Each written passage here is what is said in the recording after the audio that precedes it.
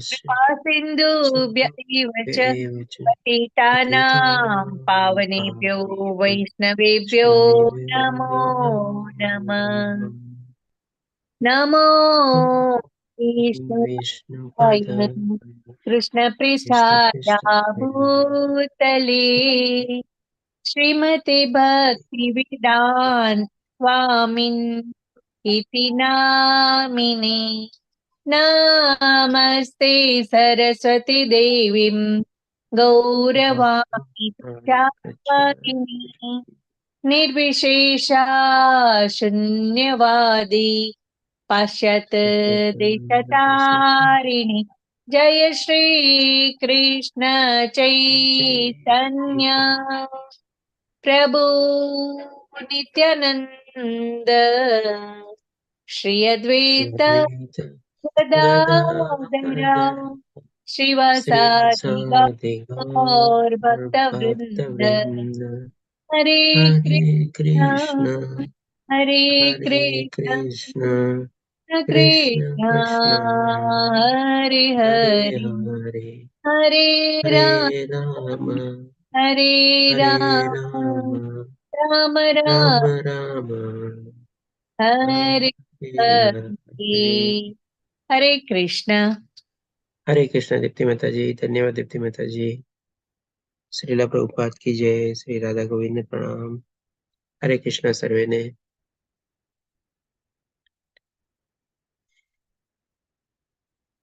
Screen ની બરાબર છે ને આજે? હરે કૃષ્ણ પ્રભુજી. હરે કૃષ્ણ.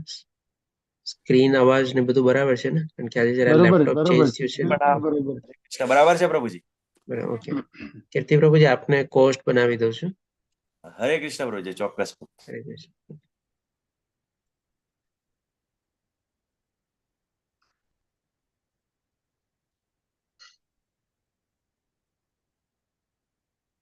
આજે આપણે લેશું શ્રીમદ ભગવદ ગીતાનો 16મો અધ્યાય, જેનું નામ છે દૈવાસુર સંપદ વિભાગ યોગ.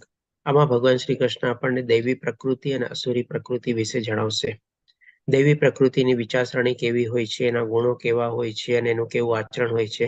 સાથે સાથે ભગવાન શ્રી કૃષ્ણ આપણને 6થા શ્લોકમાંથી 18મા શ્લોક સુધીમાં આપણને અસુરી પ્રકૃતિ છે એકદમ ડિટેલમાં વર્ણવશે.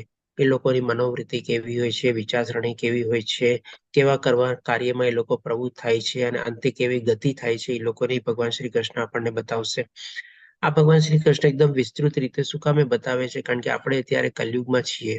આપણી સામે અથવા તો આપણી આજુબાજુમાં ઘણા આવા અસુરોનો આપણે છે ને સામનો કરવાનો હોય છે. અથવા તો આપણા રોજબરોજની લાઈફમાં આપણે ડેઈલી આવા ઘણા લોકોને આપણે મળતા હોઈએ છીએ, એની સાથે આપણે પાલો પડતો હોય છે, કામ કરવું પડતું હોય છે. તો કેવી રીતે આવી રીતે આપણે અસુર લોકોને આપણે ઓળખી શકીએ અને આપણે પોતાની જાતને કેવી રીતે એનાથી થોડા દૂર રાખી શકીએ અથવા અળગા રાખી શકીએ, એ ભગવાન શ્રી કૃષ્ણ એકદમ ડિટેલમાં આપણને આ અધ્યાયમાં બતાવે છે. એના ઉપરાંત ડેફિનેટલી ભગવાન શ્રી કૃષ્ણ દૈવી ગુણો વિશે બી બતાવે છે. 26 દૈવી ગુણો બતાવે છે. ભગવાન શ્રી કૃષ્ણ પહેલા, બીજા અને ત્રીજા શ્લોકમાં 26 દૈવી ગુણો બતાવે છે કે જે ભગવાન શ્રી કૃષ્ણ કહે છે જો કોઈ પણ મનુષ્ય આ દૈવી ગુણો પોતાનામાં સંપન્ન કરી શકે તો ડેફિનેટલી ભગવાન શ્રી કૃષ્ણના કહેવા પ્રમાણે એ દેવતુલ્ય બની જાય છે. તો આપણે જોઈએ ભગવાન શ્રી કૃષ્ણ પહેલા, બીજા અને ત્રીજા શ્લોકમાં ક્યાં ક્યાં 26 દૈવી ગુણો વર્ણવે છે. તો પૂર્ણ પુરુષોત્તમ પરમેશ્વર બોલ્યા, હે ભરતપુત્ર, નિર્ભયતા, આત્મશુદ્ધિ, આધ્યાત્મિક જ્ઞાનનું સંવર્ધન, દાન, આત્મસંયમ, યજ્ઞપરાયણતા, વેદ ધ્યાન, તપશ્ચર્યા, સાદાઈ, અહિંસા, સત્યતા, ક્રોધવિહીનતા, ત્યાગ, શાંતિ, છિન્દ્રાના વૈષણમાં અરુચિ, જીવ માત્ર પર દયા, નિર્લોભીપણું, સૌમ્યતા, લજ્જા, નિશ્ચય, તેજ, ક્ષમા, ધૈર્ય, પવિત્રતા, ઈર્ષ્યાથી મુક્તિ તથા માનની ઈચ્છાથી મુક્તિ. આ સર્વ દિવ્ય ગુણો છે કે જે દૈવી પ્રકૃતિવાળા દેવતુલ્ય પુરુષોમાં જોવા મળે છે. આ રીતે ભગવાન શ્રી કૃષ્ણ 26 ગુણોનું વર્ણન કરે છે. આપણે જોઈએ ને તો ભગવદ્ ગીતામાં ભગવાન શ્રી કૃષ્ણે ઘણા બધા ગુણોનું વર્ણન કર્યું છે. આપણે લાઈફમાં આપણું આચરણ કેવું હોવું જોઈએ, કેવી રીતે આપણે સદાચાર રીતે આપણે જીવન જીવી શકીએ, કેવી રીતે આપણે સરસ મજાના માનવી બની શકીએ. આપણે જેમ કે આપણે જોઈએ 12મા અધ્યાયમાં ભગવાન શ્રી કૃષ્ણ સૌપ્રથમ ભક્તિ યોગમાં ભક્તના કેવા ગુણો છે એ બધા આપણને વર્ણવે છે 12 થી લઈને 20મા શ્લોક સુધીમાં. પછી ભગવાન શ્રી કૃષ્ણ આપણને 14મા અધ્યાયમાં ગુણત્રય વિભાગમાં જે ગુણાતીત વ્યક્તિ હોય એનું આચરણ કેવું હોય, એની બોલવાની શૈલી કેવી હોય, કેવી રીતે એની જીવન પદ્ધતિ હોય, એ રીતે ભગવાન શ્રી કૃષ્ણ 14મા અધ્યાયમાં ગુણત્રય એટલે કે ગુણાતીત વ્યક્તિના બધા ગુણો વર્ણવે છે. પછી અહીંયા 16મા અધ્યાયમાં ભગવાન શ્રી કૃષ્ણ આપણને દૈવી ગુણોનું વર્ણન કરે છે. અને એની ઉપરાંત ભગવાન શ્રી કૃષ્ણ આપણને 13મા અધ્યાયમાં 8 થી 12મા શ્લોકમાં આપણને જ્ઞાનની પરિભાષા આપે છે અને 20 ચીજ બતાવે છે કે ભાઈ આ જ જ્ઞાન છે, આના સિવાય બધું અજ્ઞાન છે. તો આપણે જો આમાંથી ઘણા બધા પોઈન્ટ્સ બધા છે ને આપણને કોમન મળી શકે, પણ એક આપણે માસ્ટર લિસ્ટ જો આપણું બનાવીએ ને તો એના સંદર્ભમાં આપણે છે ને આપણે અંદર કયા કયા ગુણો સંપન્ન કરવાના છે અથવા કયા દુર્ગુણ ગુણો આપણી અંદર છે અત્યારે એને આપણે દૂર કરવાના છે, એ બહુ સરસ રીતે આપણે સમજી શકીએ. મહેશ પ્રભુજી, આપણે મ્યુટ કરું છું. તો આ રીતે આપણે સમજી શકીએ કે કયા ગુણોનો આપણી અંદર આપણે સંપન્ન કરવા છે અને આપણી અંદર કેવા એવા ખરાબ ગુણો કે દુર્ગુણો છે કે જેને આપણે હટાવવાના છે.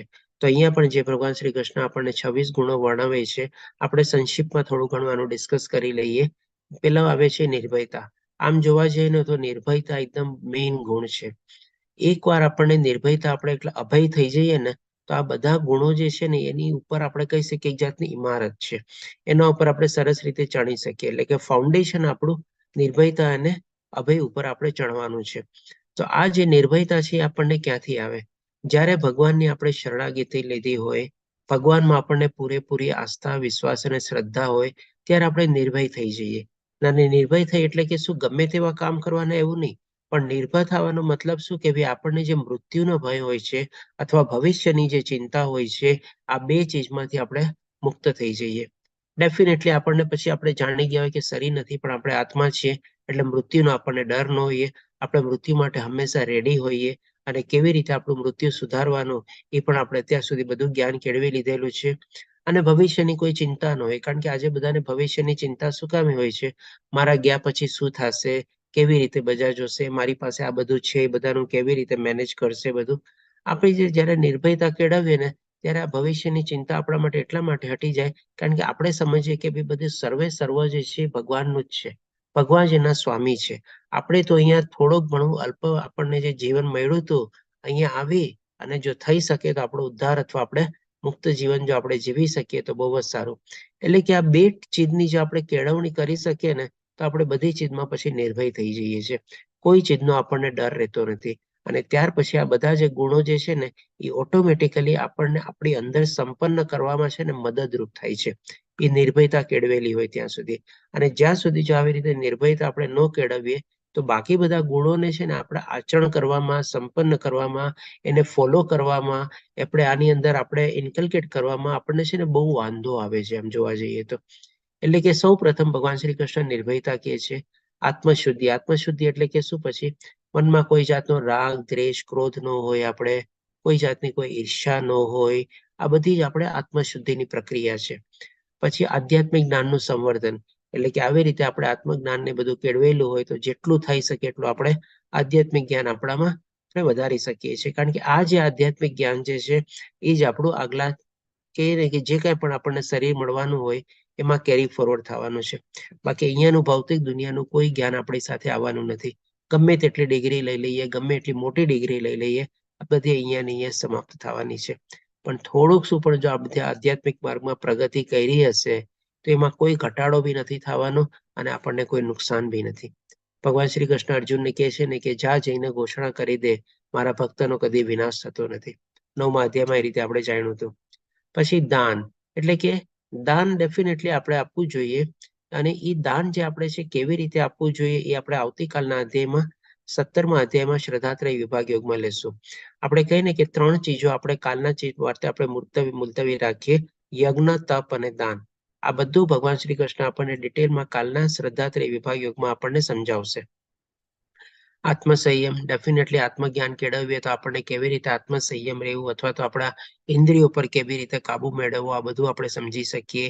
યજ્ઞ પરાયણતા, એટલે કે ભાઈ આપણે જાણી ગયા છે કલયુગમાં હરે કૃષ્ણ મહામંત્રનો જપ એકમાત્ર આપણે માટે સાધન છે ભગવાનનું નામ જપવાનું અને ભગવાનના મત પ્રત્યે આપણે કૃષ્ણ ભાવના દેખાડવા માટે આપણે યજ્ઞ કરવા માટે.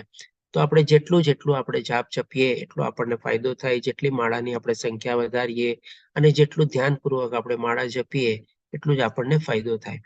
વેદ ધ્યાન જેવી કે ત્યારે ભગવદ્ ગીતાના ક્લાસ છે, ભાગવતમના ક્લાસ છે, આ બધા ક્લાસની બધા આપણે એટેન્ડ કરીએ. જેવો આપણે 18 દિવસ કમ્પ્લીટ થશે તરત બીજા દિવસથી લેવલ 2 શરૂ થવાનું છે. એનો પણ આપણે લાભ લઈ શકીએ. જે લોકો અત્યાર સુધી મિસ કરી ગયા હોય અથવા તો કોઈ કારણસર જોડાઈ ન શક્યા હોય અને કન્ટિન્યુઅસલી આપણે ચાલશે. આવી રીતે એમાં બધાનો આપણે લાભ લઈને આપણે આગળ વધી શકીએ. તપશ્ચર્યા જેમ કીધું ને, તપ આપણે કાલ માટે મુલતવી રાખીએ. સાદા એટલે કે જીવનમાં આપણે સાદાઈ કેળવવાની છે. બહુ દેખાડો અથવા દમ રાખીને કોઈ ફાયદો આપણને થતો નથી.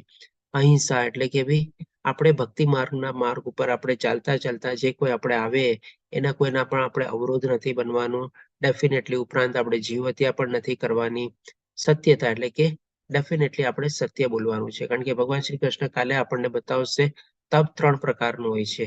એમાં એક વાણીનું તપ છે. એમાં ભગવાન શ્રી કૃષ્ણ કહે છે કે સત્યતા આપણે જાળવવી જોઈએ. ક્રોધ વિહીનતા, ક્રોધ કેટલું ખરાબ પરિણામ લાવે છે આપણે બીજા અધ્યાયના 62 અને 63માં શ્લોકમાં સમજી ગયા હતા. અને આ અધ્યાયમાં ભગવાન આપણને બતાવશે કે નરકના જે 3 દ્વાર છે એમાંનો એક ક્રોધ છે. આપણે અને ગઈકાલે પણ આપણે થોડું ઘણું ચર્ચા કરી હતી ક્રોધ ઉપર. આપણને કેટલું બધું આપણને અલગ અલગ ભક્તોએ બધું સરસ મજાનું શેરિંગ કરેલું હતું. શશી માતાજીએ શેરિંગ કરેલું હતું અને બાકી બધા પણ માતાની સાથે આપણે પ્રશ્નોની સાથે ડિસ્કસ કરેલું હતું. ત્યાગ એટલે કે આપણે આસ્તે આસ્તે બધું જીવનમાં આપણે કહે ને કે સંયમ કેળવીને જેટલું થાય એટલું બાકી આપણા મોહ માયા અને આકર્ષણમાંથી આપણે ત્યાગ કેળવવાનો છે.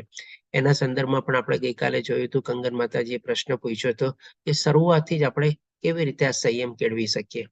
એટલે કે ત્યાગની ભાવના વિકસાવવા માટે પણ આપણે કેવી રીતે પ્રયત્ન કરી શકીએ શરૂઆતથી, અથવા તો નાનપણથી આપણા બાળકોમાં પણ કેવી રીતે આપણે આદત કરી શકીએ. શાંતિ એટલે કે ભાઈ મનની શાંતિ જાળવવાની છે. વધારે ઉપદ્રવ આપણે રાખીને કોઈ ફાયદો નથી. રજોગુણમાં જીવીએ તો આપણને કેવી ગતિ થાય છે આપણે ઓલરેડી જાણી ગયા છે. છિન્દ્રના વેષણમાં અરુચિ એટલે કે ભાઈ આપણે જે ભક્તિ માર્ગ ઉપર જો ચાલતા હોય તો એના સિવાય એટલે કે આપણા જીવનનું લક્ષ્ય શું છે, જે ભગવાને આપણને ગઈકાલે 15મા અધ્યાયમાં બતાવ્યું, એ પ્રાપ્ત કર્યા સિવાય આપણને વધારે કોઈમાં બીજામાં ઇન્ટરેસ્ટ ન હોય. એટલે કે પોતાના લક્ષ્ય સિવાય બીજા કોઈમાં ઇન્ટરેસ્ટ ન રાખવો, એ જાતની છિન્દ્રાન્વેષણમાં અરુચિ. અને બીજી સેન્સમાં એ પણ લઈ શકીએ કે કોઈની નિંદા, પંચાત, કોઈની ટીકા, એ બધું પણ આપણે એનાથી દૂર રહેવું જોઈએ.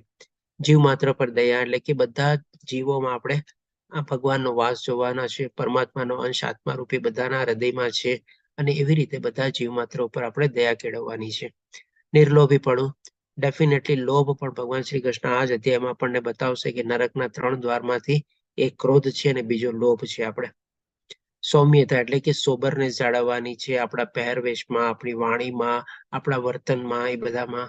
લજ્જા એટલે કે થોડું ઘણું આપણે શર્મિત એટલે કે આમ કહે ને કે ભાઈ આમ થોડુંક આમ રિઝર્વ રહેવાનું કે ભાઈ જે ભક્ત હોય એ આમ શું છે, સારું હોય એવું આમ બધું આચરણ ને બધું જાળવતા હોય. મોટાની સામે આદરપૂર્વક બોલે, એ લોકોને નમન કરે. આ બધું આપણે કહી શકીએ સૌમ્યતા, લજ્જા ને બધાના આપણે પાઠ તરીકે છે. અને સ્ત્રીઓમાં પણ એ રીતે આપણે કહી શકીએ કે બહુ આમ એક્સ્ટ્રા ઓર્ડિનરી એવો પહેરવેશ ને એવું બધું ન હોય. સિમ્પલ એવા રીતે રહેતા હોય. બધા લોકોને માન આપે, સન્માન આપે. નિશ્ચય એટલે કે આપણે જે કાંઈ પણ ભક્તિ માર્ગ ઉપર આપણે નિશ્ચય લીધેલા હોય, એટલે કે સંકલ્પ લીધેલા હોય, એને દ્રઢ નિશ્ચયપૂર્વક આપણે એને અડેલા રહેવાના છે અને આપણે આગળ વધવાનું છે. એમાં તેજ એટલે કે એક જાતનું તેજ એટલે કે ડેફિનેટલી થોડું ઘણું આપણું જ્ઞાનનું તેજ હોય, થોડું ઘણું આપણે ભક્તિ ને બધું હોઈએ. એટલે કે આવી રીતે એક ટાઈપનું ઓરા આપણે ઇસ્ટેબ્લિશ થાય આપણે ઓટોમેટિકલી જ. ક્ષમા એટલે કે ડેફિનેટલી બધાને આપણે ક્ષમા આપવાની છે. માની લો કોઈ કાંઈ પણ આપણને કહી જાય, જેમ આપણે 14મા અધ્યાયમાં જાણ્યા હતા કે ભક્તોના કેવા ગુણ હોવા જોઈએ, તો કે ભાઈ એમાં ક્ષમા એ લોકોને એટલે કે શત્રુ પ્રત્યે અને મિત્ર પ્રત્યે સંભાવ રીતે રહીએ. અને ડેફિનેટલી કોઈ શત્રુ પણ શરણાગતિ આવે તો એ પ્રમાણે એને આપણે ક્ષમા કરવાની છે. ધૈર્ય એટલે કે આપણે પેશન્સ જાળવવાની છે. કારણ કે ભૌતિક દુનિયામાં શું છે, આપણને સકામ કર્મોની આપણે જો ઈચ્છાથી કોઈ કર્મમાં પ્રવૃત્ત થઈએ ને, કદાચ આપણને ફળ મળી જાય, જે પ્રમાણે આપણે ટાર્ગેટ ને બધું પામ્યું હોય, પ્રાપ્ત કર્યું એ પ્રમાણે. પણ ભક્તિ માર્ગમાં આપણા ધૈર્ય માટેની આપણે બહુ જ જરૂરી છે. આમાં હોઈ શકે આપણને તરત સફળતા ન મળે, જલ્દી ન મળે, આપણા માત્રામાં બી ન મળે, અને ઉલટાનું કંઈક અવળું બી થાય અને લોકો આવીને આપણને કહીને બી જાય, તમે તો ભગવાનના બહુ મોટા ભક્ત છો, તમારી સાથે કેમ આવી રીતે આમ થયું, તમે તો આમ બહુ માનવા વાળા છો, બધું થાય. તો આ બધી ચીજમાં છે ને આપણે આપણું ધૈર્ય નથી ખોવાનું. કારણ કે ભક્તિ માર્ગનો માર્ગ આમ જોવા જઈએ ને તો સરળ છે, આચરણ કરવો સરળ છે, પણ એમાં આગળ વધવું છે ને થોડું ઘણું જે પ્રમાણે ભૌતિક દુનિયામાં બધા લોકો હોય એટલે કઠિન થવાનું જ છે. પણ આપણે આપણું ધૈર્ય જાળવીને જેમાં પાપા પગલી આસ્તે આસ્તે આસ્તે આપણે આગળ વધે જ રાખવાનું છે. પવિત્રમાં આપણે શરીરની પવિત્રતા, આપણી વાણીની પવિત્રતા, આપણી મનની પવિત્રતા આપણે જાળવવાની છે. ઈર્ષ્યાથી મુક્તિ, ડેફિનેટલી આપણે આના ઉપર ઘણું બધું ચર્ચા કરી ગયા છે. જે કળિયુગમાં બહુ મોટા દોષ છે, દંભ અને ઈર્ષ્યા, એનાથી આપણે મુક્તિ કેળવવાની છે. તથા માનની ઈચ્છાથી મુક્તિ. આપણે માન કે અપમાન, જેમ ભગવાન શ્રી કૃષ્ણ આપણને ગુણાતીત વ્યક્તિમાં કહે છે ને, એ માન અપમાનથી આપણે અલિપ્ત થઈ ગયો હોય છે. એવું ન હોય કે મને બહુ માનની ઈચ્છા હોય કે હું ક્યાંક જાઉં તો મને બધા લોકો પૂછે, મારી આજુબાજુ બધા લોકો સંકળાયેલા રહીએ. આવા કોઈ માનની કોઈ ભક્તની ઈચ્છા ન હોય. એટલે કે આવી રીતે માનની ઈચ્છાથી મુક્તિ. તો આ રીતે ભગવાન શ્રી કૃષ્ણ જે 26 ગુણો વર્ણવ્યા, આ બધાને દિવ્ય ગુણો કહે છે. અને જો જે કોઈ પણ મનુષ્ય આ પ્રકૃતિ એટલે કે દૈવી પ્રકૃતિ વાળા બધા 26 ગુણો પોતાની અંદર સંપન્ન કરી શકવામાં સફળ થાય, તો ભગવાન શ્રી કૃષ્ણ કહે છે કે દેવતુલ્ય પુરુષોમાં જોવા મળે છે. એટલે કે એઝ ગુડ એઝ ભગવાન શ્રી કૃષ્ણને દેવી દેવતાઓની કેટેગરીમાં મૂકે છે. જેના સાથે આ બધા 26 ગુણો પોતે પોતાનામાં થોડા ઘણા માત્રામાં બી જો આપણે સંપન્ન કરવામાં સફળ થઈએ તો આપણું આચરણ અને આપણું વ્યવહાર ને બધું ઘણો ફરક પડી જાય. હવે ભગવાન શ્રી કૃષ્ણ આપણને ચોથા શ્લોકથી આપણે કહી શકીએ કે અસુરોના દુર્ગુણ વિશે બતાવે છે. ગુણો તો ન કહી શકીએ આપણે, દુર્ગુણ વિશે કહે છે. એટલે કે ચોથા શ્લોકમાં કહે છે, હે પાર્થ, દંભ, ઘમંડ, અભિમાન, ક્રોધ, કઠોરતા તથા અજ્ઞાન, આ બધા આસુરી પ્રકૃતિ વાળા માણસોના ગુણો છે. ગુસ્સો કરવો, દેખાડો કરવો, ઘમંડ કરવો, પોતાની પાસે કઈક ચીજ વસ્તુ હોય એનો દેખાડો કરીને પોતે ઘમંડ કરવો, મારી પાસે આમ છે એમ છે. અભિમાન કરવું, પોતાની પાસે થોડું ઘણું માની લો કંઈક એવી કહી શકીએ આપણે કે જ્ઞાન પ્રાપ્ત કરેલું હોય, ભૌતિક દુનિયાનું કંઈક જ્ઞાન, કે એવી કોઈક એની પાસે કીર્તિ કે એવું કંઈક પોતે પ્રાપ્ત કરેલું હોય, એવો કોઈ હોદ્દો ધરાવતા હોય, એનું બધાનું અભિમાન રાખવું, બીજા લોકોને તુચ્છ સમજવા, નીચા સમજવા, એની સાથે તરછોડ ભર્યું વર્તન કરવું, કઠોરતા એટલે કે ભાઈ હું જ સાચો, મારા કીધેલા પ્રમાણે થવું જોઈએ. આ બધું શું છે? એક ટાઈપનું અજ્ઞાન જ છે. અને એ જ સાથે સાથે ભગવાન શ્રી કૃષ્ણ અજ્ઞાનને સ્પેસિફિકલી કહે છે, એટલે કે જેને આ બધું આધ્યાત્મિક જ્ઞાન કંઈ હોતું નથી. અને આ રીતે જે પોતાનું વર્તન કરે છે એ પણ એક જાતના અજ્ઞાનના રૂપમાં જ પોતે કરે છે, કારણ કે એને આધ્યાત્મિક જ્ઞાન હોતું નથી. એટલે કે આ બધાને પોતે જ્ઞાન સમજીને પોતાનું એનો ઘમંડ, અભિમાન, ક્રોધ ને દમ બધું દેખાડે છે. આ બધું ભગવાન શ્રી કૃષ્ણ કહે છે આસુરી પ્રકૃતિ વાળાના હોય છે મારા ગુણો. હવે ભગવાન શ્રી કૃષ્ણ 5મા શ્લોકમાં કહે છે કે દિવ્ય ગુણો મોક્ષ તરફ લઈ જનારા છે અને આસુરી ગુણો બંધનકારક છે. એટલે કે આ બે ગુણોમાં આપણી ગતિ શું થાય છે પણ અહીંયા ભગવાન શ્રી કૃષ્ણ સ્પષ્ટ રીતે આપણને બતાવી દે છે. જેમ 14મા અધ્યાયમાં ભગવાને આપણને બતાવ્યું હતું ને કે સત્વગુણમાં મૃત્યુ પામે તો કેવી ગતિ થાય, રજોગુણમાં, તમોગુણમાં, એવી રીતે જે માણસ પોતાનું જીવન આવી રીતે જીવતો હોય, અસુરો દુર્ગુણ સાથે અથવા તો આપણે દૈવી ગુણો સાથે, તેની આગલી ગતિ શું થાય છે પણ અહીંયા ભગવાન શ્રી કૃષ્ણ બતાવી દે છે કે દૈવી ગુણો જે છે આપણે મોક્ષ તરફ લઈ જનારા. માની લો એક જન્મમાં ન થાય, પણ આસ્તે આસ્તે આવા બધા સારા ગુણો, જે દિવ્ય ગુણો જે છે, એનાથી આપણે મોક્ષ તરફ આપણે પ્રગતિ કરીએ છીએ, આપણે આગળ વધીએ છીએ. અને આવી રીતે જો અસુરો ગુણોથી આપણે આપણું જીવન કાઢીએ તો ડેફિનેટલી બંધનકારક, એટલે કે જન્મ મૃત્યુના ચક્કરમાં તો આપણે ફસાવાના જ છીએ. અને કદાચ મનુષ્ય યોની ન પણ મળે, આમ કહે તો કહી શકીએ કન્ફર્મ જ છે. કારણ કે આ અધ્યાયમાં ભગવાન શ્રી કૃષ્ણ આપણને જે લોકો અસુરો જીવન જીવે છે એ લોકોની કેવા કર્મો કરે છે એની ગતિ એમાં નિશ્ચિત રૂપે કહે છે કે ભાઈ નરકમાં જ જાય છે. પછી આ ભગવાન શ્રી કૃષ્ણને અર્જુનને કહે છે કે એ પાંડુ પુત્ર તું ચિંતા કરીશ નહીં, કારણ કે તું દિવ્ય ગુણો સાથે જન્મેલો છે. હવે આ ભગવાન શ્રી કૃષ્ણ શું કામ અર્જુનને આવી રીતે આમ કહે છે? શું કારણ હોઈ શકે આનું? કોણ કહેશે મને? હરે કૃષ્ણ. હરે કૃષ્ણ પ્રભુજી. જી જે બોલો. જ્યારે અર્જુનજીને પ્રાપ્ત કરવા માટે કુંતી મહારાણી ઇન્દ્રદેવનું આહ્વાન કરે છે એટલા માટે. હરે કૃષ્ણ. બરોબર, ઓકે. મહેશ પ્રભુજી, આપ કંઈ કહેશો, એડ કરવા માંગો છો? એ નાનપણથી જાણે છે મિત્ર હોવાના કારણે. બરોબર, ઓકે. યુદ્ધ શરૂ થવાનું હતું તે પેલા મહાભારતના બધા યોદ્ધાઓ ઉપર એને કરુણા ને એવું બધું જાગ્યું હતું યુદ્ધ. એટલે બરોબર, ઓકે, સરસ. કારણ કે તમે જો આ એક સરસ ચીજમાં આપણે અક્ષય પ્રભુજીએ બી કીધી, અને બાકી જે કીર્તિમાન પ્રભુજી અને મહેશ પ્રભુજી કીધું એ પણ બરાબર છે. આજે 26 ગુણોમાંથી તમે જોજો ને તો જીવ માત્ર પર દયા, અર્જુનનો સૌથી પહેલો પ્રશ્ન શું હતો? કરુણા હતી ને, જે આપણે પહેલા અધ્યાયમાં જ કવર કર્યું. એટલે કે બધા જીવ માત્ર ઉપર એને દયા જાગે છે. દીપિકા માતાજી બી કહે છે દયા કરુણા હતી, બરોબર.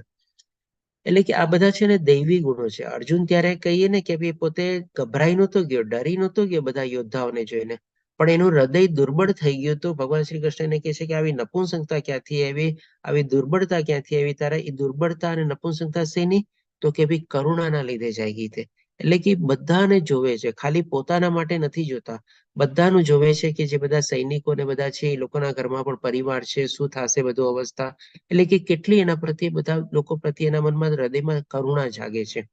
તો ડેફિનેટલી આના હિસાબે પણ આપણે ભગવાન શ્રી કૃષ્ણ આ બધાના હિસાબે કહે છે. એટલે કે બે રીઝનના હિસાબે આપણે કહી શકીએ. એનામાં એક તો શું દૈવી ગુણો એટલા માટે હતા, જે પ્રમાણે કીર્તિમાં પ્રભુજીએ કીધું, દરેકે દરેક પાંડવોને આપણે છે ને બધા દેવી દેવતાઓના પુત્ર હતા. જેમ કે ભીમ પવન પુત્ર કહેવાતા, પછી આપણે યુધિષ્ઠિર મહારાજ યમદેવતા પુત્ર કહેવાતા, અર્જુન ઇન્દ્રના પુત્ર કહેવાતા. એટલે કે આવી રીતે ઓલરેડી બધા દેવી દેવતાઓના પુત્ર હતા. એક ઈ સેન્સમાં અહીંયા ભગવાન શ્રી કૃષ્ણ કહે છે કે તારે ચિંતા કરવાની જરૂર નથી, તું તો દેવી ગુણો સાથે જન્મેલો છે. અને બીજું રીઝન એ કે ભાઈ આ ભગવાન શ્રી કૃષ્ણ અર્જુનને શું કામ પેલા કહે છે? કારણ કે હવે અર્જુન યુદ્ધ લડવા રેડી થવાનો હતો.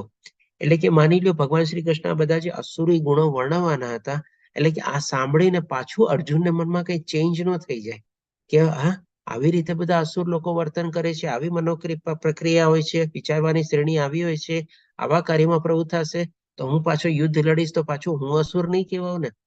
એટલે કે ભગવાન શ્રી કૃષ્ણ એને પહેલા જ એને આમ કહી શકીએ કે ભાઈ સાંત્વના આપે છે કે તારે કોઈ ચિંતા કરવાની જરૂર નથી, તું તો ઓલરેડી દૈવી ગુણો સાથે જન્મેલો છે. હવે 6થા શ્લોકથી ભગવાન શ્રી કૃષ્ણ અસુર લોકોનું કેવું આચરણ હોય છે, કેવી વિચારસરણી હોય છે, કેવી મનોસ્થિતિ હોય છે, કેવી મનોપ્રક્રિયા હોય છે, બધું ભગવાન શ્રી કૃષ્ણ એકદમ ડિટેલમાં વર્ણવે છે કે જે જાણીને આપણે ઓળખી શકીએ કે ભાઈ આપણે કોની સાથે ડીલ કરીએ છીએ, બધા અસુરો છે કે કોણ છે. કારણ કે આપણી રોજબરોજની લાઈફમાં આવા ઘણા માણસોને આપણે મળતા હોઈએ, એની સાથે કામ પડતા હોય ને બધું, તો આપણે એને કેવી રીતે પારખી શકીએ અથવા ઓળખી શકીએ. તો 7મા શ્લોકમાં પહેલા કહે છે કે જે લોકો આસુરી છે તેઓ જાણતા નથી કે શું કરવું જોઈએ કે શું ન કરવું જોઈએ. ક્યાંથી જાણે? કોઈ જ્ઞાન હોય તો જાણે ને. ભગવાને પહેલા જ કહી દીધું કે એ લોકો અજ્ઞાન હોય છે. તો પછી આ બધી ચીજો સાચું શું, ખોટું શું, મનુષ્ય જીવન શું કામે મેળવું, પોતે ક્યાંથી આવ્યા, ભગવાન કોણ છે, કેવી રીતે આપણા લક્ષ્યને પ્રાપ્ત કરવું, આ બધું જ્ઞાન તો એનામાં કઈ હોતું જ નથી. અને જે આચરણ કરતા હોય છે એને ખબર જ નથી આ શું છે, સાચું છે કે ખોટું છે, કે કરવું જોઈએ કે ન કરવું જોઈએ. તેઓમાં નથી પવિત્રતા. ડેફિનેટલી પવિત્રમાં કોઈ જાતની કોઈ પવિત્રતા આજકાલ દેખાતી નથી. આપણે કહીએ ને કે આમાં થોડા ઘણા યંગસ્ટર લોકો પણ આમાં ઇન્વોલ્વ થઈ ગયા હોય છે, જે લોકો આવા ગુણોમાં પ્રવૃત્ત થયેલા હોય છે. નથી ઉચિત આચરણ કે નથી સત્ય જોવા મળતું. એટલે કે સાચું ખોટાની પરિભાષા નથી ખબર, તો ક્યાંથી બધું જોવા જ મળે સત્ય. પછી ભગવાન શ્રી કૃષ્ણ આગળ કહે છે 8મા શ્લોકમાં, તેઓ કહે છે કે આ જગત મિથ્યા છે. એટલે કે હવે એ લોકોનું પણ કંઈક ને કંઈક કહેવું છે. ક્યાંથી હોય જગત મિથ્યા? ભગવાન શ્રી કૃષ્ણ આપણને 7મા અધ્યાયમાં સમજાવ્યું કે ભાઈ આ સૃષ્ટિનું સર્જન કરતા હું છું, પાલન કરતા હું છું, અને મારા 9મા અધ્યાયમાં એ જ કહે છે કે ભાઈ મારા નિયમન હેઠળ આખી સૃષ્ટિ કામકાજ કરે છે. તો ક્યાંથી જગતને મિથ્યા કહી શકીએ? હવે કોઈ માણસને આપણે મિથ્યા કહેતા હોઈએ તો હવે એ જે માણસ કહેતો હોય એવી રીતે એને પણ કંઈક સાચું કહેવું પડે ને, કે પુરવાર કરવા માટે કંઈક પોતાને સાચો પુરવાર કરવા માટે કંઈક કહેવું પડે. એટલા માટે એ લોકો હવે પોતાનું લોજિક શું કહે છે કે તેનો કોઈ આધાર નથી અને તેનું નિયમન કરનાર કોઈ ભગવાન નથી.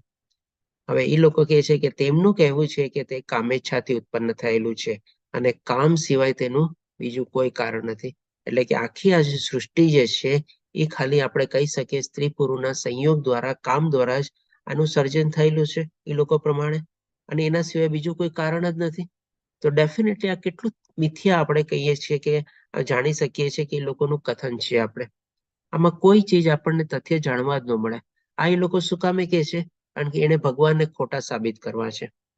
એ લોકો શું માને છે કે ભાઈ જગત મિથ્યા છે, કોઈ ભગવાન છે નહીં, એનો કોઈ આધાર કોઈ છે નહીં, એનું નિયમન કરનાર કોઈ છે નહીં. એટલે એવી રીતે આવી લોકો આમ પોતાની થિયોરી બતાવે છે. આજની તારીખમાં આપણે જોઈ શકીએ છીએ કે ભાઈ ઘણા દંપતીઓ એવા હોય છે કે ઘણા પ્રયત્નો કરે છે, તેમ છતાં પણ ભગવાન એ લોકોને સંતાન પ્રાપ્તિ નથી થતી. કારણ કે ભગવાન આપણને 14મા અધ્યાયમાં શું કીધું? બધાનો બીજ પ્રદાતા પિતા હું છું. ભગવાનની મરજી હોય ને તો જ આપણને આ સંતાન પ્રાપ્તિને બધું બી થાય. બાકી અધરવાઇઝ ગમે તેટલું આપણે કરીએ તો પણ ન થઈ શકે. તો આવી રીતે એ લોકોનું જે લોજિક છે કેટલું મિથ્યા આપણે કહી શકીએ. અથવા હજી આગળ એ લોકો શું વર્ણવે છે કે આવા નિષ્કર્ષને, એટલે કે ખાલી કામેચ્છાથી જ ઉત્પન્ન થયું છે અને એના સિવાય બીજું કઈ જગતમાં છે જ નહીં. એટલે આવો નિષ્કર્ષ લઈને, આવો પોતાનો અભિપ્રાય લઈને એ લોકો આગળ વધે છે. કેવી રીતે પછી આગળ વધે છે એ લોકો? કે આવો નિષ્કર્ષને અનુસરનારા આત્મજ્ઞાન ગુમાવી દીધેલા બુદ્ધિહીન આસુરી લોકો એવા અહિતકર અને ભયાવહ કાર્યોમાં પરોવાયેલા રહે છે કે જગતના વિનાશ માટે હોય છે. આજે આપણે જોઈ શકીએ છીએ કે ભાઈ કેટલા બધા, જેમ કે આજે બધું આવિષ્કાર થયું હોય, આટલા મોટા મોટા બોમ્બ, આટલી બધી મોટી મિસાઇલો, એના માટે પણ એને કાંઈક તો એને ભૌતિક દુનિયાનું જ્ઞાન કેળવવું પડે ને. તો એ જે બધું જ્ઞાન કેળવીને એ લોકો આવી રીતે આવિષ્કાર કર્યું. અને આના માટે કર્યું કે ભાઈ આ બધી જગ્યાએ વિનાશ અને આવી રીતે કહીએ ને કે ભાઈ બધું ખોટું જ આમ નોતરે, યુદ્ધો થાય ને બધું જે થાય છે આપણે અત્યારે જોઈએ છીએ, આવી જ ટાઈપની લોકોની પ્રક્રિયા હોય છે. આટલી સરસ માની લે લોકો કોઈ ડિગ્રી બિગ્રી મેળવેલી હોય અને આવી રીતે એ લોકોના એના પ્રયોજનમાં એ લોકો પોતાનું વાપરે. એટલે કે ભયાવહ કાર્યોમાં પરોવાયેલા રહે છે. કેટલું ખોટું કાર્ય હોય છે. આપણે આજની તારીખમાં તો આપણે કહી શકીએ કે ભાઈ ખાલી આ બોમ્બ બને એના માટે આનું બધું નથી હોતું, પણ બાકી બધા ઘણા બધા એવા ખોટા કાર્ય હોય છે. જેમ કે આપણે આ સાયબર ક્રાઇમ ને બધું જે છે કેટલું ખોટું છે. મોટા મોટા ફ્રોડ ને બધું જે થતું હોય છે, આ બધા જે કહે ને એ લોકો પણ કંઈક ને કંઈક તો ટેલેન્ટ ધરાવતા હોય છે, પણ આવી ખોટી માર્ગે એ લોકો પોતાનું જ્ઞાન અથવા પોતાની કાબિલિયતને એ લોકો વાપરે છે કે જે જગતના વિનાશ માટે સર્જાયેલી હોય છે. હવે 11 અને 12 શ્લોકમાં ભગવાન શ્રી કૃષ્ણ આપણને વર્ણવે છે કે તેઓ એવો વિશ્વાસ ધરાવે છે, એટલે કે એ લોકો પણ કોન્ફિડન્ટ હોય છે પાછા, કે ઇન્દ્રિયોની તૃપ્તિ એ જ માનવ સભ્યતાની જરૂરિયાત છે. જેમાં આગળ એ લોકો કહે છે ને કે કામ જ છે અને કામેચ્છાથી જ આ દુનિયાનું સર્જન થયું છે ને એના સિવાય બીજું કઈ છે જ નહીં. એટલે હવે એ લોકો એ પણ માને છે કે ભાઈ આપણા ઇન્દ્રિય તૃપ્તિ અને શરીર સુખ માટે જ આ દુનિયા સર્જાયેલી છે અને ખાવો પીવો અને મોજ કરો અને એના સિવાય બીજું કઈ દુનિયામાં છે જ નહીં. એ રીતે અંતકાળ સુધી તેમને અપાર ચિંતા રહે છે. ડેફિનેટલી રહેવાની છે ચિંતા જ્યારે આવું જીવન જીવીએ તો. આ તો કોઈ મનુષ્ય જીવનનું લક્ષ્ય નથી. અત્યાર સુધી જે ભગવાન આપણને બીજા અધ્યાયથી આ કહે કે 15મા અધ્યાય સુધી બધું બતાવ્યું, ભગવાન આપણને કેટલું સરસ મજાનું આપણને 15મા અધ્યાયમાં લક્ષ્ય બતાવે છે કે આ ભૌતિક જીવનના વૃક્ષને આપણે અશ્વત્થ વૃક્ષની સાથે કમ્પેરિઝન કરીને કહે છે કે એને કાપી નાખવાનું છે વિરક્તિના શસ્ત્ર વડે, અને પછી આપણે એવી જગ્યાએ શોધવાની છે કે જ્યાંથી આપણે પાછા આવીએ નહીં. આ બધું જ્ઞાન તો હોતું જ નથી. ક્યાંય એમાં ભગવાને આપણને એમ કીધું છે કે આ જે ભૌતિક સૃષ્ટિ જે છે એ શરીર સુખ માટે ને ઇન્દ્રિય સુખ માટે જ છે. ઉલટાનું એનાથી વિપરીત ભગવાને કીધું છે 8મા અધ્યાયમાં કે આ દુઃખાલયમાં શાશ્વતમ છે. અહીંયા ક્યાંય સુખ અને આનંદ મળવાનું જ નથી. તો પછી આ લોકોનું માનવું આપણે કેવી રીતે કેટલું ખોટું છે આપણે જોઈ શકીએ છીએ. તેઓ લક્ષ્યાવિધિ ચિંતાઓની જાળમાં બંધાયેલા રહીને અને કામ તથા ક્રોધમાં ડૂબેલા રહીને ઇન્દ્રિય તૃપ્તિ માટે અનૈતિક સાધનો દ્વારા ધન સંગ્રહ કરે છે. ડેફિનેટલી એ લોકો સમજે છે કે હું પૈસા જેટલા ભેગા કરીશ એટલા મારા મોજ શોખ અને ઇન્દ્રિય તૃપ્તિ અને શરીર સુખના સાધન હું વધારે પ્રાપ્ત કરી શકીશ, એટલી મને ઓર મજા આવશે. અને એ જ પૈસા ભેગા કરવા માટે એ લોકો આવા બધા અનૈતિક સાધનો પણ એનો સહારો લે છે. કરપ્શન છે, ખોટા ધંધા કરવા, અવળી રીતે બધા કર ચોરી કરવી, એવા બધા કેટલા બધા સાધનો આપણે કહી શકીએ એમાં આવી જાય છે. એનો અલ્ટિમેટ એમ શું? વધારે પૈસા ભેગા કરું અને વધારે પૈસા ભેગા કરીને વધારે આનંદ મેળવું. આવી રીતે એ લોકોનો જ આપણે કહી શકીએ કે ભાઈ પોતાનું કાર્યક્ષેત્ર એ રીતે ડિસાઈડ કરે છે એ લોકો. પછી હવે 13, 14 અને 15મા શ્લોકમાં ભગવાન શ્રી કૃષ્ણ કહે છે આસુરી મનુષ્ય વિચારે છે. હવે એ લોકો પણ એના બધા પ્લાન બનાવે છે.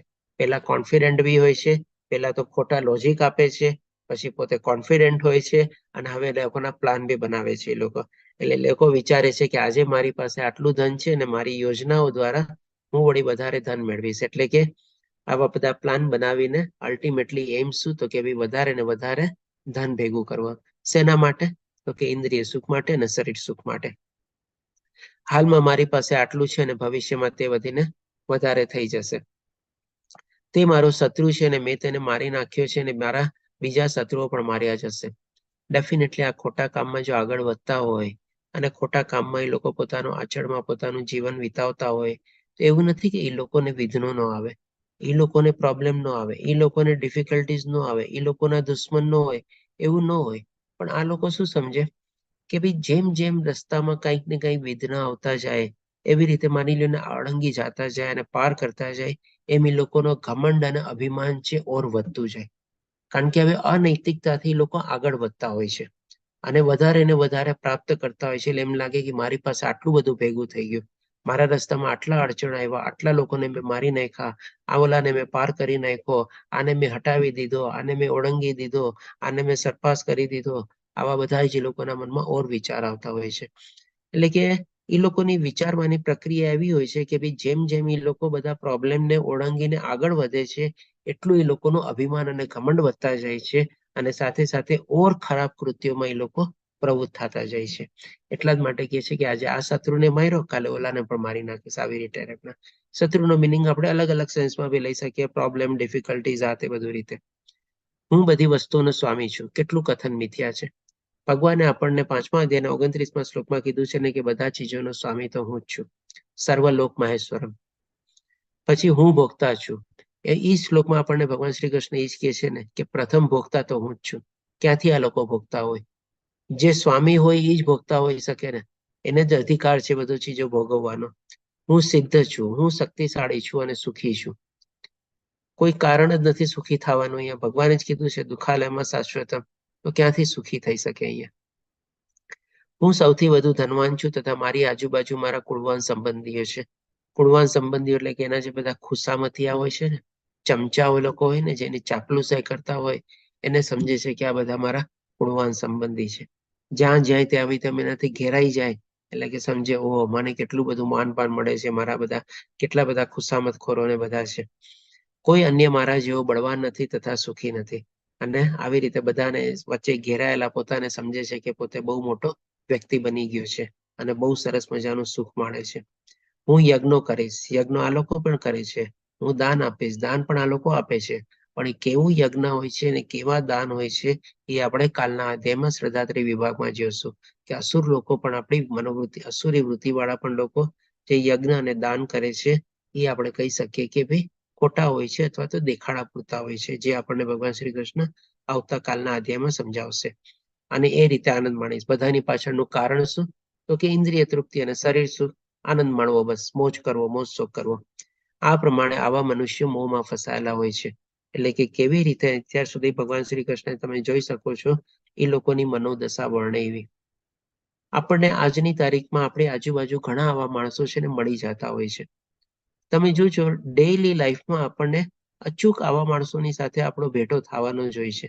તો જ્યારે આપણે હવે આ બધું જ્ઞાન કેળવી લઈએ ને ત્યારે આપણને ખબર પડી જાય કે ભાઈ આ માણસની વૃત્તિ કેવી છે, કયા દુર્ગુણથી આપણે કહી શકીએ કે એ પોતે સંપન્ન છે અને કેવી રીતે એની જીવન જીવવાની શૈલી છે, કેવા કાર્યમાં પ્રવૃત્ત થાય છે.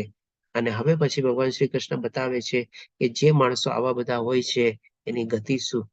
તો પછી 16મા શ્લોકમાં કહે છે કે આ પ્રમાણે વિવિધ ચિંતાઓથી ઉદ્વિગ્ન થયેલા અને મોહ જાળના બંધનમાં ફસાયેલા તેઓ ઇન્દ્રિય ભોગમાં અત્યંત આસક્ત અને તે બને છે તથા નરકમાં જાય પડે છે. એટલે કે એ લોકોની ગતિ ભગવાને ઓલરેડી આપણને બતાવી દીધું.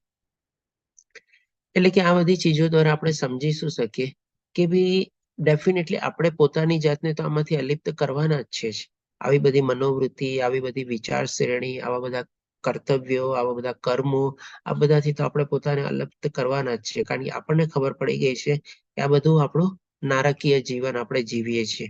આપણી ગતિ જે છે સારી નથી થવાની, પણ આપણે નરકમાં પડવાના છીએ અને ડેફિનેટલી મનુષ્ય જીવન તો મળવાનું જ નથી.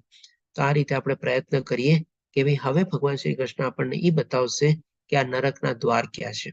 તો પછી ભગવાન શ્રી કૃષ્ણ આપણને તથ્યમાં 21મા શ્લોકમાં કહે છે કે આ નરકના 3 દ્વાર છે: કામ, ક્રોધ અને લોભ. કામ એટલે કે ભાઈ બધી અલગ અલગ ટાઈપની જે આપણે ઈચ્છાઓ કેળવીએ અને વાસના જે હોય આપણે એને 2 રીતના સંદર્ભમાં આપણે કામના ડેફિનેશન તરીકે લઈ શકીએ કે જે અલગ ભૌતિક દુનિયાની જે બધી આપણે અલગ અલગ ઈચ્છાઓ કેળવીએ છીએ, આવી જો અતૃપ્ત ઈચ્છાઓ લઈને ચાલીએ, આપણે અગણિત ઈચ્છાઓ લઈને ચાલીએ, અસંખ્ય ઈચ્છાઓ લઈને ચાલીએ, તો પણ ડેફિનેટલી આપણે એનામાં જ આપણે પડેલા હોઈએ છીએ એને પ્રાપ્ત કરવા માટે. એટલે કે ઓર ને ઓર આપણે રજોગુણી અને તમોગુણીમાં જ આપણે આગળ વધીએ છીએ. ક્રોધ એટલે કે ગુસ્સો કરવો એ પણ એક આપણે નરકનો દ્વાર છે. એકદમ સ્પષ્ટ રીતે અહીંયા આપણને કહી દે છે ભગવાન શ્રી કૃષ્ણ. અને ત્રીજો દ્વાર જે છે આપણે લોભ. એટલે કે ભાઈ માની લો આપણે કોઈ ચીજ માટે આકાંક્ષા કરી હોય, એ આપણને મળી જાય, થોડું ઘણું આપણને સુખ મળે, પણ પછી શું આપણને એનો લોભ થઈ જાય. કોઈ પણ ઈચ્છા છે ને, આમ જોવા જઈએ ને તો ક્રોધ અને લોભ એ બંને છે ને કામમાંથી જન્મે છે.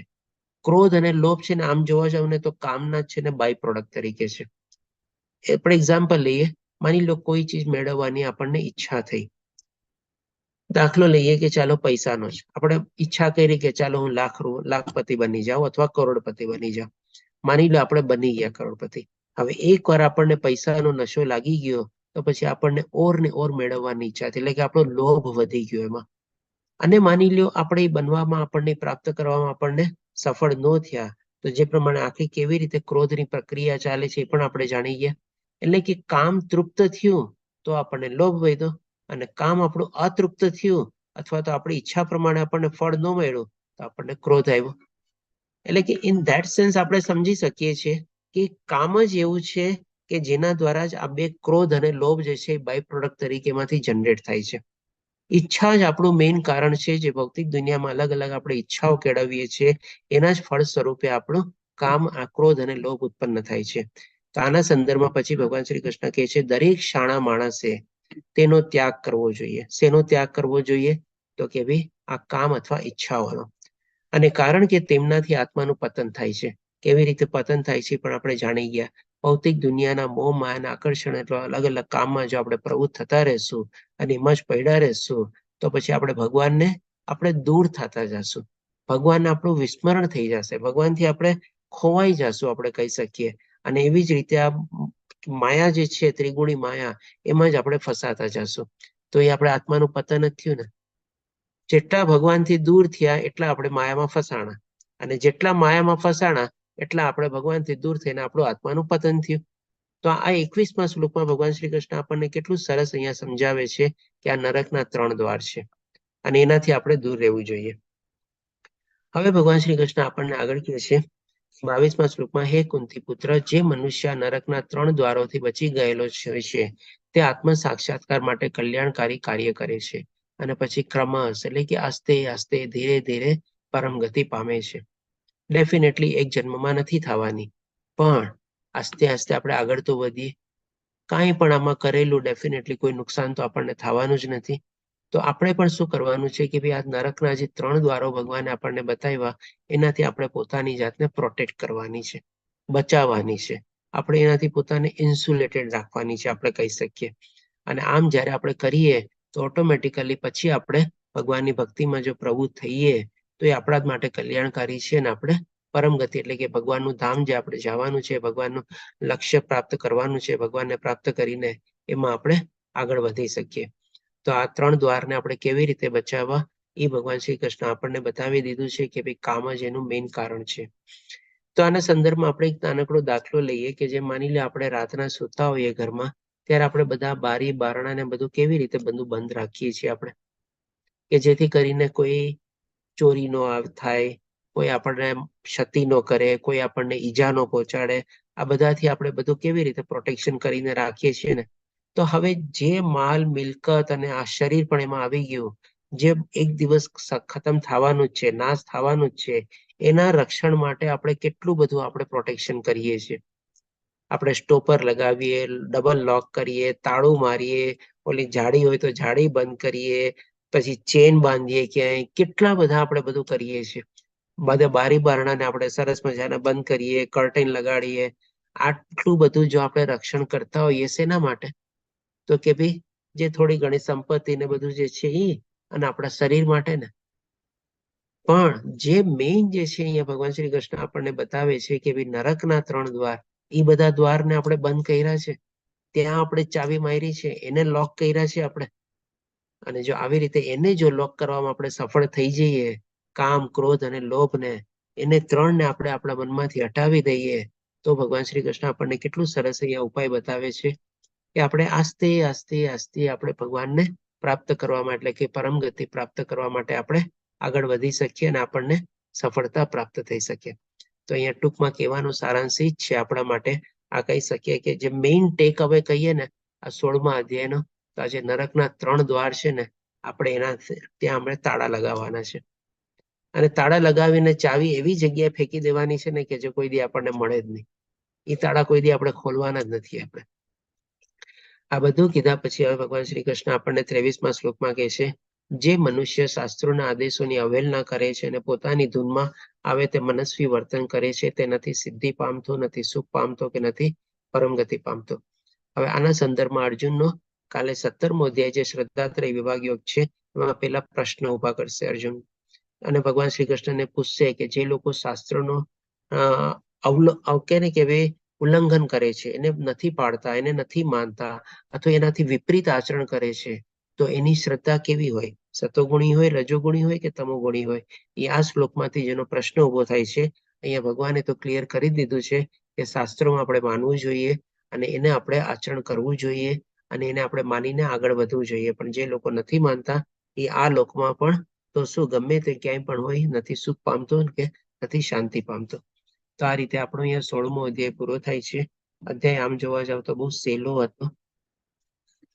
કલ્પતરુભ્યશ્ચ કૃપા સિંધુભ્યેવ ચ પતિતાનાં પાવનેભ્યો વૈષ્ણવેભ્યો નમો નમઃ. હરે કૃષ્ણ કૃષ્ણ કૃષ્ણ હરે હરે, હરે રામ રામ રામ હરે હરે. શ્રીલા પ્રભુપાદ કી જય. શ્રી રાધા ગોવિંદ પ્રણામ. તો આના સંદર્ભમાં કોઈને કોઈ પ્રશ્ન હોય તો લઈ શકીએ છીએ. ટાઈમ છે આપણી પાસે.